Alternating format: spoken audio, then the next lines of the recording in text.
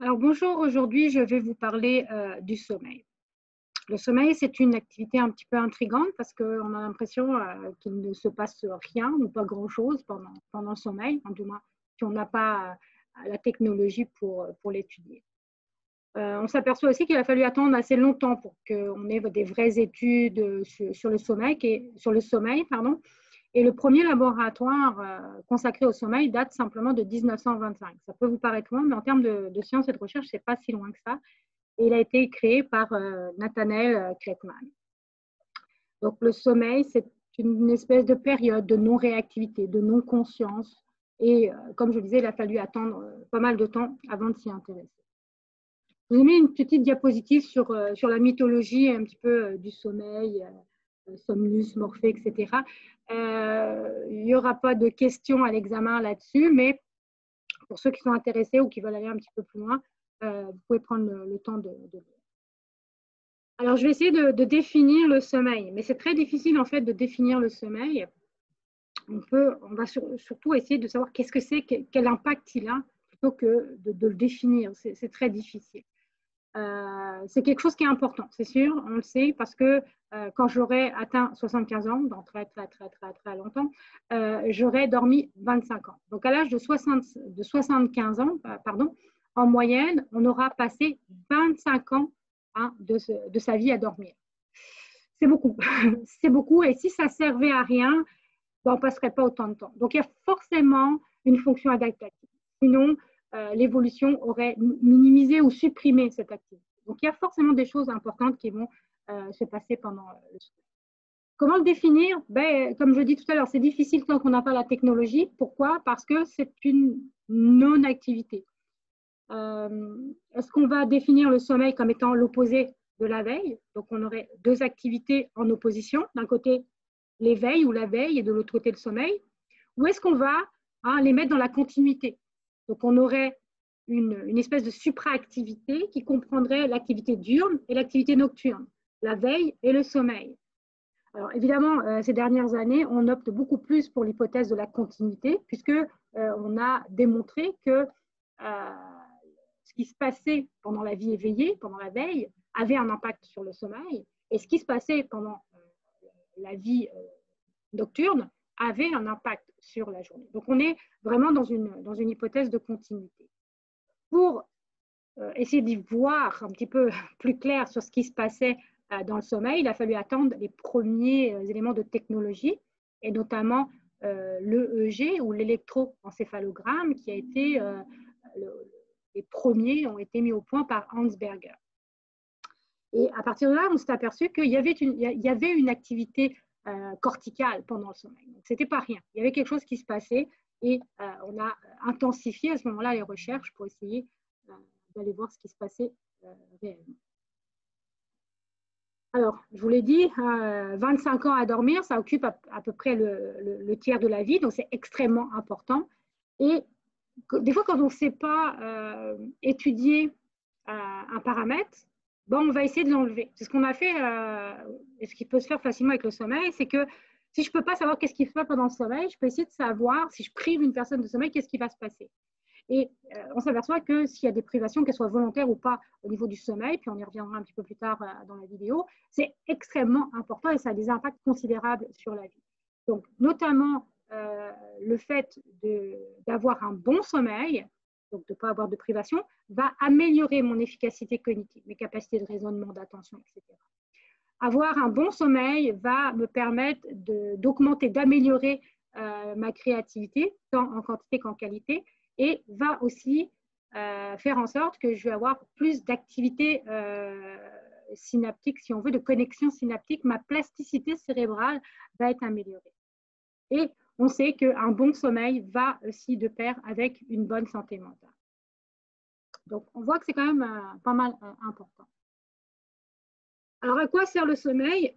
J'ai défini trois grands secteurs au niveau physiologique, neurocognitif et cognitif. Hein, on s'aperçoit que le sommeil va avoir un impact dans plusieurs domaines. Donc, au niveau physiologique, par exemple, si on ne dort pas assez, surtout les enfants, hein, si les enfants ne sont pas suffisamment de temps de sommeil, eh ben, il se peut que leur hormone de croissance ne soit pas suffisamment libérée. Donc, dans ce cas-là, ce qu'on va avoir, c'est on va avoir moins d'augmentation en taille et en poids, ce qu'on appelle une moindre évolution du statutopondéral, donc de la taille et du poids. Pourquoi?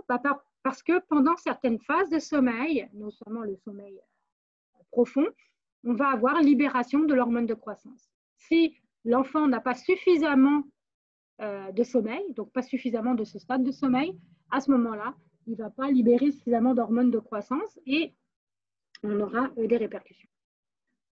Le sommeil est relié avec la réponse immunitaire. En général, un bon sommeil va améliorer la réponse immunitaire, mais aussi en général, quand on est malade, on a plus souvent sommeil. On va dormir plus. C'est pas ça qui va nous guérir simplement, et il faut quand même prendre des médicaments, mais ça va aider à la récupération immunitaire. Il y a une fonction homéostasique. On le sait que si on reste plus longtemps éveillé, on va avoir besoin de plus de sommeil pour récupérer. Donc, on a une espèce de balance homéostasique, mais pas seulement en termes de quantité d'éveil accumulé, également en termes de ce qu'on va faire dans la journée. Si j'ai une journée extrêmement chargée en termes d'activité physique ou d'exercice, on va avoir une répercussion pour la nuit de sommeil. Une augmentation peut-être du temps de sommeil, mais aussi une modification dans la qualité du sommeil. On a longtemps émis l'hypothèse d'élimination de diverses toxines durant le sommeil au niveau du cerveau, et on a eu une preuve assez intéressante en 2013, qui est quand même assez récent, où on s'est aperçu que pendant certaines phases de sommeil, on avait une détoxification du cerveau, et notamment pour la bêta-amyloïde, qui est responsable de certaines maladies neurodégénératives. Au niveau neurocognitif, le sommeil va être important pour la maturation du système nerveux central et la synaptogénèse. C'est pour ça que chez les enfants, c'est important pour l'hormone de croissance, je l'ai dit, mais également pour le développement cérébral, pour la mise en place du système nerveux central chez les enfants et pour la synaptogénèse. Valable aussi chez l'adulte, on a toujours besoin un petit peu d'améliorer ses capacités synaptiques. En termes d'information mnésique, donc tout ce qui concerne la mémoire, très relié à l'apprentissage, donc autant pour le stockage, l'encodage des informations que pour le rappel des informations, j'ai besoin de sommeil. Donc avant un examen, une bonne nuit de sommeil permet de mieux se rappeler des informations. Réactivation des informations vitales à la survie, je vais passer rapidement parce que c'est peut-être la chose la plus hypothétique et la moins prouvée. C'est un peu plus depuis l'ère préhistorique, tout ce qui était important à la survie de l'individu serait encodé au travers des rêves, etc. Mais bon, c'est un petit peu plus flou. Et puis, on sait oui que le sommeil, c'est le support physiologique du rêve. Le rêve se passe pendant le sommeil. On le verra essentiellement pendant le sommeil paradoxal, pas forcément. Et puis, au niveau cognitif, le sommeil, il va améliorer nos fonctions exécutives, les grandes fonctions mentales, les fonctions mentales supérieures, la créativité, la capacité de raisonnement, etc. Il va avoir un impact sur ma capacité à être vigilante, pouvoir maintenir ma vigilance et mon attention pour des cours, mais pour autre chose aussi, si je fais du sport ou des choses comme ça. On le sait que si on n'a pas bien dormi, on n'a pas cette capacité à maintenir son attention.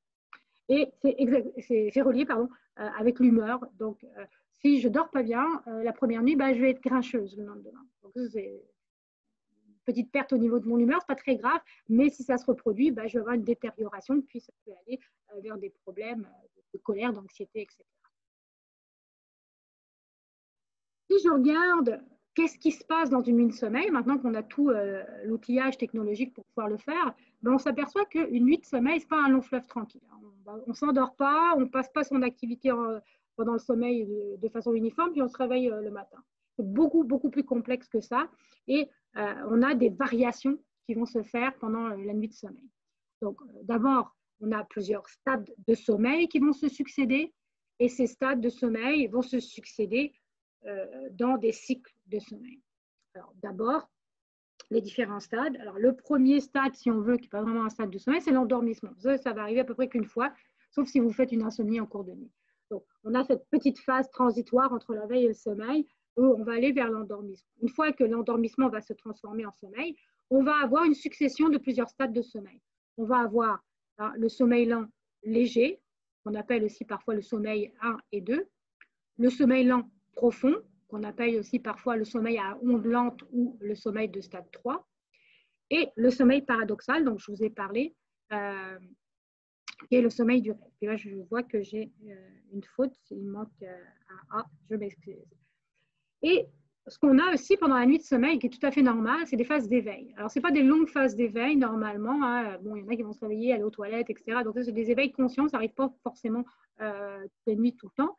Mais ce qui arrive assez régulièrement au cours de la nuit de sommeil, c'est ce qu'on appelle les micro-éveils, qui sont beaucoup trop faibles pour qu'on en ait conscience en quantité. C'est vraiment des petites périodes d'éveil qui vont nous permettre notamment de changer de stade, pardon, de pouvoir se bouger un petit peu dans le lit, etc. Donc, le fait d'avoir de l'éveil pendant le sommeil, ce n'est pas négatif, hein, c'est quelque chose de normal et qui est considéré comme allant de pair avec une bonne qualité de sommeil, à condition qu'il n'y ait pas trop d'éveil, puisque là, on va parler d'insomnie, puis là, c'est différent. Alors, si j'essaie de regarder un petit peu comment tout ça va se succéder, je vais d'abord avoir, comme je disais, ma phase d'endormissement ici, et je vais aller vers un premier stade, qui est le stade de sommeil lent léger, puis un deuxième stade, le stade de sommeil lent profond, puis le stade de sommeil paradoxal. Une fois que je suis arrivée au sommeil paradoxal, ça met fin à un cycle de sommeil. Alors là, je pourrais éventuellement me réveiller, mais en fait, le réveil ne va pas arriver tout de suite. Ce qui va se passer d'abord, donc je pourrais me réveiller ici, mais ce n'est pas ce qui va arriver tout de suite. Ce qui va arriver, c'est un autre cycle de sommeil. Donc, je m'endors, sommeil lent léger, sommeil lent profond, sommeil paradoxal, et après le sommeil paradoxal, je pars pour un autre cycle de sommeil. Je reviens, sommeil lent léger, sommeil lent profond, sommeil paradoxal. Et ça va se reproduire entre 4 et 6 fois par nuit de sommeil. Donc, ça dépend hein, si on dort beaucoup, pas beaucoup, etc.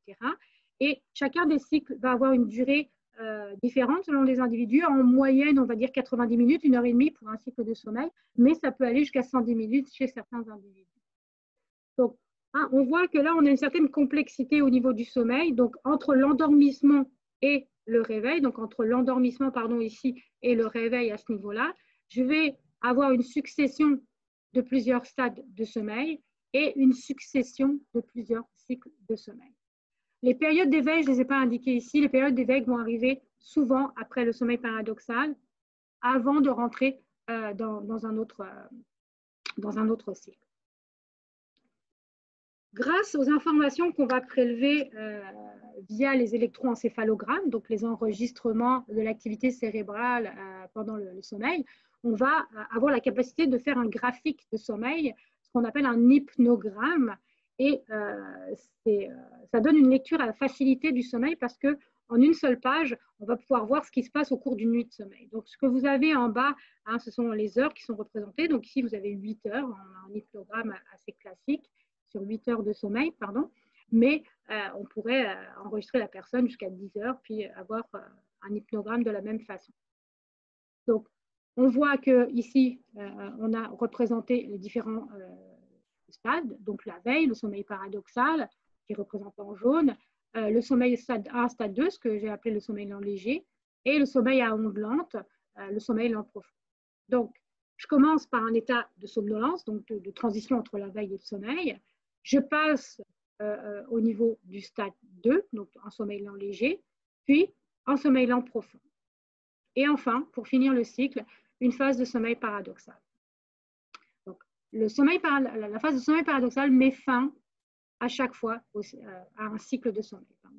Donc, j'ai mon premier cycle, deuxième cycle, troisième cycle, quatrième cycle et cinquième cycle de sommeil. Là, ce qu'on a représenté ici, c'est une personne qui a une variation au niveau des stades de sommeil et ces variations vont être comprises dans 5 cycles de sommeil différents.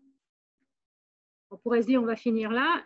Oui, on a une succession de cycles, mais on s'aperçoit, si on regarde un peu plus en détail, que les cycles ne sont pas similaires en début et en fin de nuit.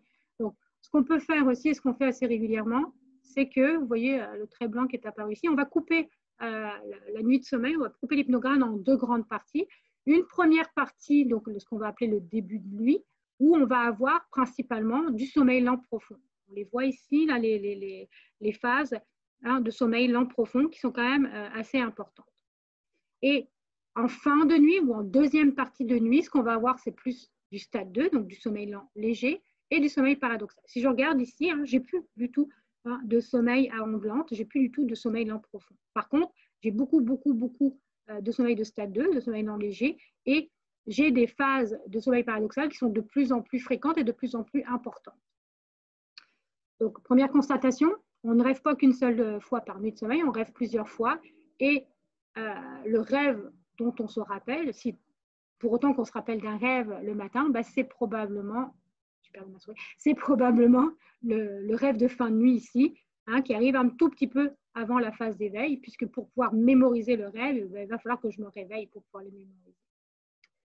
Vous voyez qu'ici, hein, j'ai une phase d'éveil, bon, qui sont quand même assez importantes, mais ne sont pas indiquées ici les micro-éveils. Donc, encore une fois, on a plusieurs stades de sommeil qui se déroulent dans plusieurs cycles de sommeil, avec plus de sommeil lent profond en début de nuit, plus de sommeil lent léger, de sommeil paradoxal en fin de nuit, et une succession de plusieurs phases de sommeil paradoxal, dont la phase finale est celle dont on s'en rappelle pour générer, si on veut, le souvenir du rêve.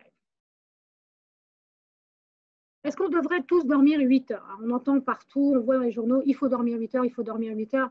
Non, la réponse est non, puisque c'est une moyenne sur la population. C'est un petit peu comme les tailles. Si on donne la taille moyenne d'une population, ça ne veut pas dire que tout le monde va faire cette taille-là. Il va y avoir des variations dans la population, c'est la même chose pour le sommeil. On a une moyenne à 8 heures et les marges vont de 6 heures jusqu'à 11 heures, peut-être un peu plus pour certains des fois. Donc, mais les marges standards sont de 6 heures de sommeil par nuit à 10 ou 11 heures par nuit de sommeil. Donc, il y a des variations au cours d'une vie d'une personne et il y a des variations au travers des âges, on va le voir tout de suite après. Donc, on a ce qu'on appelle des petits dormeurs ou des courts dormeurs et des longs dormeurs. Donc, tout dépend de ce dont vous avez besoin. Et ce n'est pas être feignant que de dormir 10 heures si votre génétique vous impose de dormir 10 heures, comme ce n'est pas un gain de dormir 6 heures si c'est parce que c'est à cause de votre constitution ou de votre génétique. Si je regarde un petit peu ce qui se passe au travers des différents âges, ben là encore, on s'aperçoit que la quantité de sommeil qu'on va avoir, c'est variable. Je l'ai dit un petit peu tout à l'heure, le sommeil va de pair avec la synaptogénèse, va de pair avec la maturation du système nerveux central. Donc, c'est clair que les enfants, surtout les nouveau-nés, vont avoir besoin de beaucoup plus de temps de sommeil pour décupler leur synaptogénèse, pour augmenter la maturation, pour faire en sorte qu'il y ait une belle maturation du système nerveux central, que ça se mette en place correctement. Hein, donc, si on regarde, la moyenne, encore une fois, elle est de 14 à 17 heures, mais on a des marges en vert bleuté de chaque côté. Vous voyez que ça peut aller de 11 heures à 19 heures. La moyenne, encore une fois, étant de 14 à 17 heures. La durée moyenne de sommeil va diminuer au cours de la vie pour se stabiliser vers la fin de l'adolescence et pendant tout l'âge adulte, autour de 8 heures, la fameuse moyenne de 8 heures, hein, qui est en fait de 7 à 9 heures, avec des marges de 6 à 11 heures, de 6 à 10 heures. Et après 65 ans, quand le processus de sénescence va augmenter, on va avoir une diminution encore du besoin de sommeil avec une variation qui va de 5 à 9 heures et une moyenne autour de 7 heures. Donc, vous voyez que c'est différent. Et là, on ne parle que de quantité. J'ai parlé que de la quantité de sommeil dont on avait besoin. Il y a un autre paramètre qu'il faut prendre en compte, c'est la qualité. Parce que c'est bien beau de dormir 10 heures, mais si ma qualité de sommeil n'est pas là, bah, je pourrais dormir 10 heures, 24 heures, ça ferait pas, je ne tirerai pas du sommeil tout ce dont j'ai besoin. Mon sommeil, s'il n'est pas de bonne qualité, bah, je ne vais pas bénéficier d'une amélioration de l'humeur, etc., etc. Donc, encore une complexité supplémentaire. La quantité de sommeil est importante, mais la qualité également. Alors, il y a plusieurs paramètres sur la qualité de sommeil. Je vais parler assez rapidement de la posturologie. Donc, on pourrait dire, ah, si je bouge beaucoup pendant la nuit, je n'ai peut-être pas une bonne qualité de sommeil. En fait, non, ce n'est pas vraiment relié. Hein. On sait qu'on bouge pendant une nuit de sommeil et que les mouvements sont reliés avec l'activité diurne, avec l'activité journalière. Donc, les enfants vont bouger beaucoup plus que les adultes, qui vont bouger beaucoup plus que les personnes âgées. Donc, c'est vraiment relié avec le niveau d'activité qu'on a dans la journée. En moyenne, on fait à peu près 25 à 30 changements de posture par nuit, un peu plus quand on est enfant, un peu moins quand on commence à vieillir. Et on a, je crois, un répertoire de 15, à peu près 15 postures différentes qui ont été identifiées. Donc, je ne vais pas parler beaucoup plus de la posturologie ou de la qualité parce que c'est une boîte de Pandore. On s'aperçoit que la façon de dormir est très culturelle. Hein. Et si on pose la question, c'est quoi selon vous la meilleure posture pour dormir? Ben, la réponse, ça serait celle qui vous convient. Vous l'accorde, ce n'est pas une réponse que vous attendez peut-être, mais il n'y a pas une bonne façon de dormir, si je prends en termes de population mondiale. Il y a des façons culturelles de dormir qui semblent convenir plus à certaines cultures que d'autres. Pourquoi? Probablement à cause du fait qu'on s'entraîne à dormir de certaines façons depuis notre plus jeune âge. Donc, il y a par exemple ce qu'on appelle parfois le co-sleeping. Bon, le co-sleeping entre adultes, hein, on connaît, c'est clair, un homme et une femme, ou en tout cas un couple. Je ne vais pas rentrer dans si c'est obligatoirement un homme ou une femme, mais disons qu'un couple va être habitué à faire du co-sleeping. Je parle plus, par exemple, de partager son lieu de sommeil avec ses enfants.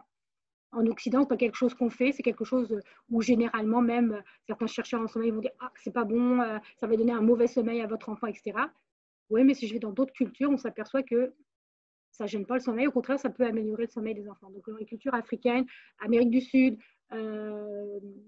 où le sommeil, Japon aussi également, où le sommeil est beaucoup plus pluriel en termes d'individus, ça ne gêne pas au sommeil des enfants. Donc, il y a vraiment une grosse notion culturelle.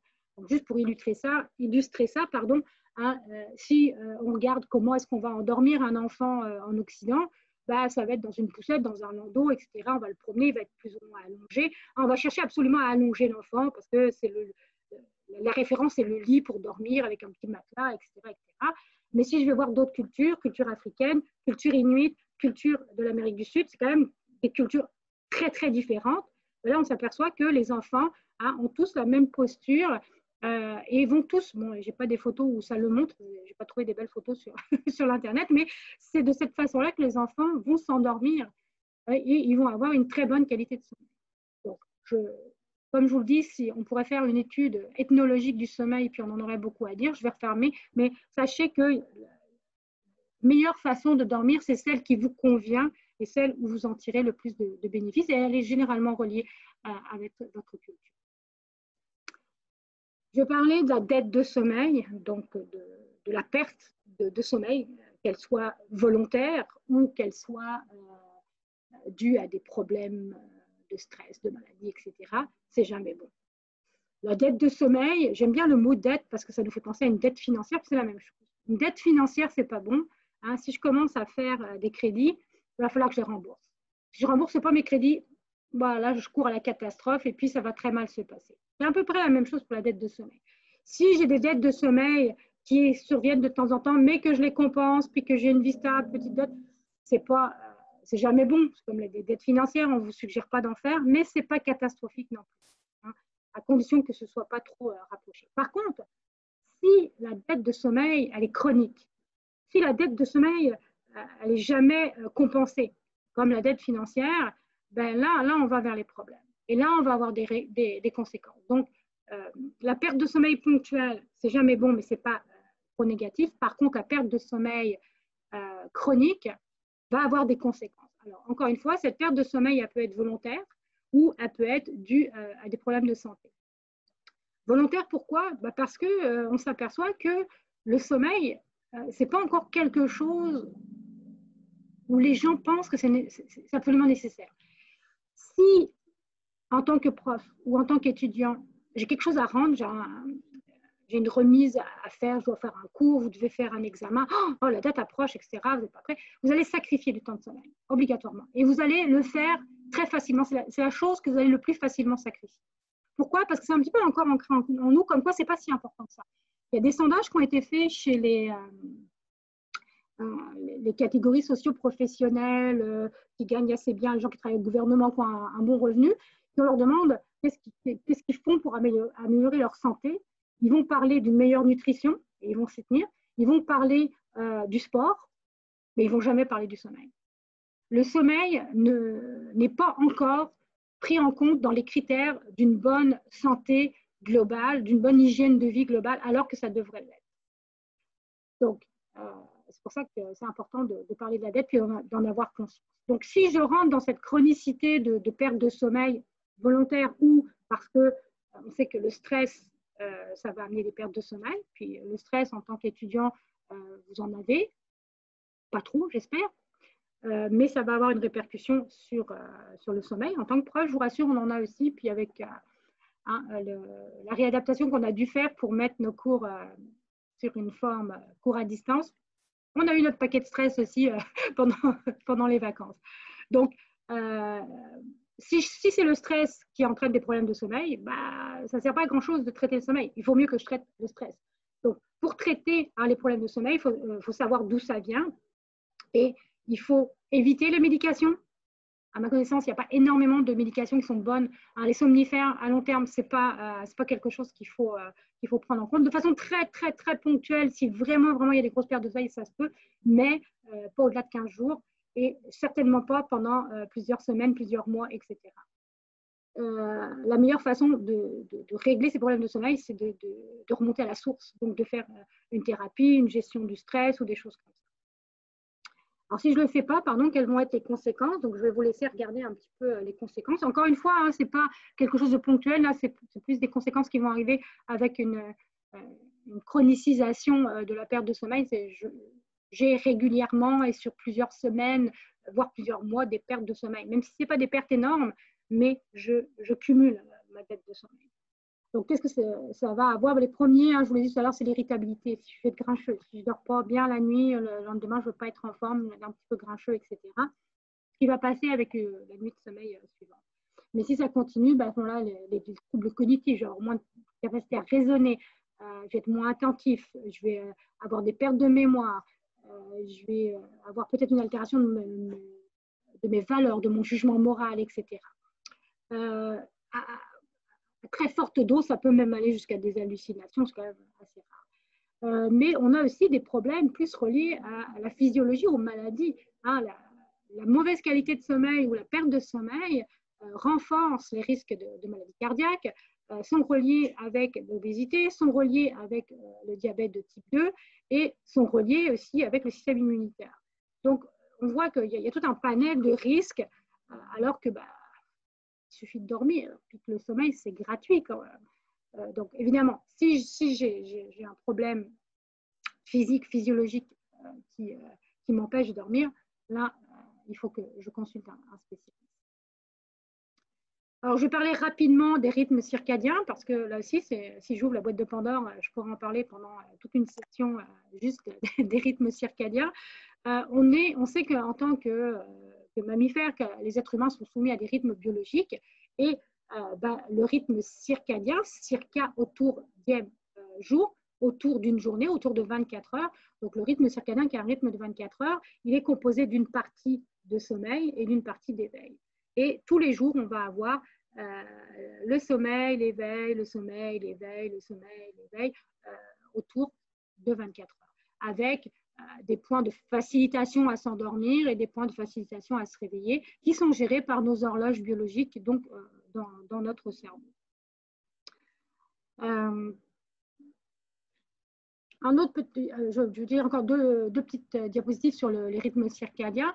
D'abord, on sait que on a un rythme typique qui est celui qui se trouve ici au milieu, qui est généralement présent chez l'adulte moyen qui n'a pas de problème de santé, qui n'a pas de problème de sommeil, etc. Donc, on va s'endormir autour de 10-11 heures, un peu plus tard, et puis on va se réveiller autour de 8 heures, etc. Donc, on va avoir fait son temps de sommeil, bonne quantité, bonne qualité, tout. Mais si je ne perturbe pas la quantité ni la qualité de sommeil, je peux avoir des glissements. Et ça, c'est typiquement des problèmes circadiens. Donc, on a deux types de glissements possibles, ce qu'on appelle une avance de phase ou un délai de phase, et ça ne va pas s'opérer au même moment de la vie. Donc, le délai de phase, le délai de phase ici, pardon, le délai de phase est typiquement quelque chose qui va se passer chez les adolescents. Qu'est-ce que ça veut dire? C'est-à-dire que le moment de l'endormissement va être poussé un petit peu, donc 11 heures, minuit, 1 heure, 2 heures, ma facilitation au sommeil va arriver plus vers 2 heures, 2 heures et demie du matin que vers 11 heures. Donc, j'ai reculé un petit peu le moment optimal de mon endormissement. Alors, c'est généralement, je l'ai dit, ce qui arrive chez les adolescents. Alors, c'est sûr qu'actuellement, c'est renforcé par toute la technologie. Hein. Les ados sont beaucoup sur les médias sociaux. Ils peuvent contacter l'autre bout de la Terre à n'importe quel moment. Ils vont être en lien avec des gens qui sont en Chine, au Japon, etc. Ce qu'on n'avait pas dans les années 60, c'est sûr. Donc, on avait moins cette intensification du délai de phase, pardon. Mais en dehors de la technologie, on sait que c'est quelque chose qui va arriver chez les adolescents et qui est dû à la maturation de l'horloge interne. Donc, à l'adolescence, il y a quelque chose qui se passe au moment de cette montée hormonale, etc. Le système de réseau cérébral se modifie un peu, et notamment les horloges biologiques, le rythme circadien. Et donc, il y a ce petit délai qui va revenir à l'âge adulte en position classique ou normale. Et puis en vieillissant, on a un autre glissement qui peut arriver, ce n'est pas une obligation, mais qui peut arriver, c'est ce qu'on appelle l'avance de phase. Donc c'est l'inverse de ce que je viens de vous dire. C'est que là, au lieu de s'endormir plus tard, on va s'endormir plus tôt. On ne va plus être capable de maintenir sa vigilance au-delà de peut-être 19 heures, 18 heures pour certains. Donc ça, c'est pas dramatique en tant que tel, puisqu'encore une fois, la qualité, dans ces cas-là, la qualité et la quantité de sommeil ne sont pas altérées. Mais au niveau social, pas génial. Hein, si 18 heures, il faut que j'aille me coucher. En plus, je vais me réveiller à 4 heures du matin. Là aussi, bon, je peux faire des tas de choses chez moi, regarder des vidéos, etc. Mais au niveau social, je ne suis pas en phase avec la majorité de la société. Donc, chez l'ado, en général, on ne fait pas grand-chose parce qu'on sait que le rythme naturellement va revenir. Chez les personnes âgées, quand le rythme avance de façon très importante, on va recaler le rythme en général avec des lumières. On sait que les horloges biologiques sont très sensibles à la luminosité, donc on va mettre à certaines périodes de la journée, on va mettre des lumières vives pour essayer de repousser un petit peu le rythme et le faire revenir à une phase un petit peu plus standard. Et la dernière chose que je dirais sur la chronobiologie, c'est que toutes les études qui ont été faites ont montré que tous les mammifères ont besoin, à un moment donné dans leur période d'éveil, d'avoir un petit temps de relaxation ou de sieste. Donc la sieste est un besoin physiologique. La sieste, ce n'est pas une activité faite par des gens paresseux ou pas motivés ou quoi que ce soit. La sieste est une activité biologique normale de tous les mammifères, y compris l'être humain. Et l'être humain est le seul mammifère, à ma connaissance, qui se prive volontairement de sieste. Probablement depuis le 19e, parce qu'il y a eu l'industrialisation, la productivité à outrance, etc. etc. Et puis, ce n'était pas bien vu par les industriels que de dormir pendant le temps de travail. On essaye de réhabiliter ça un peu, mais c'est extrêmement difficile. Et on voit, donc là, on a une diminution de la vigilance à la mi-journée, une diminution de la température, donc les deux paramètres qui montrent que pour restaurer cette vigilance et puis cette température, on aurait besoin d'une petite phase de sommeil autour de, ça dépend des gens, 14h30, 15h. Ce n'est pas obligé d'être 3 heures, 1h30, etc. En général, on dit 15-20 minutes de sieste sont largement suffisantes pour restaurer la créativité, la vigilance, etc. Et les dernières études, il va falloir attendre un petit peu plus d'études parce que les premières études qui sont arrivées sont assez grossières, comme les premières études, mais avec ces études-là, on a définitivement montré que la sieste améliorait la vigilance, la mémoire, la concentration et la créativité. Il y a des preuves pour ça. Et que par contre, enfin non, par contre, mais dans la même ligne de pensée un peu, chez les gens qui avaient des risques coronariens augmentés, donc des problèmes cardiaques, le fait de commencer à faire régulièrement des siestes permettait à diminuer significativement les risques. Donc c'est quand même quelque chose d'intéressant. Certains parlent de somnicament, une espèce de médicament que serait le sommeil. Il est gratuit. Alors c'est sûr que les grandes compagnies pharmaceutiques ne vont pas en faire la promotion. Ils ne peuvent pas vendre du sommeil. Ils peuvent vendre des pilules pour dormir, mais on sait qu'ils ne sont pas bonnes. Donc le fait d'avoir une bonne hygiène de sommeil fait partie d'avoir une bonne hygiène de vie, d'avoir une vie, comment je dirais, saine et une vie où on va minimiser les risques de pathologie, de certaines pathologies. Ce n'est pas non plus le remède miracle. C'est dommage, ça serait intéressant. Donc, je vais finir là-dessus. Et donc, comme j'étais un petit peu en train de le dire, dormez mieux, sentez-vous mieux. Hein, la santé vient par le sommeil. Ce n'est pas une perte de temps, comme certains le croient. Le sommeil fait partie intégrale de la vie. Ce n'est pas de la vie éveillée, c'est de la vie endormie, mais c'est une vie active, c'est une vie mentale. Il y a tout un tas de choses qui se passent pendant le sommeil. Qui plus est, c'est gratuit, donc on peut en profiter. Et comme c'est dit dans la petite bulle, hein, c'est tellement facile que je peux le faire les yeux fermés. Sur ce, je vous remercie d'avoir suivi cette vidéo et je vous donne rendez-vous dans une prochaine vidéo, probablement sur le sommeil paradoxal et les rêves. Au revoir.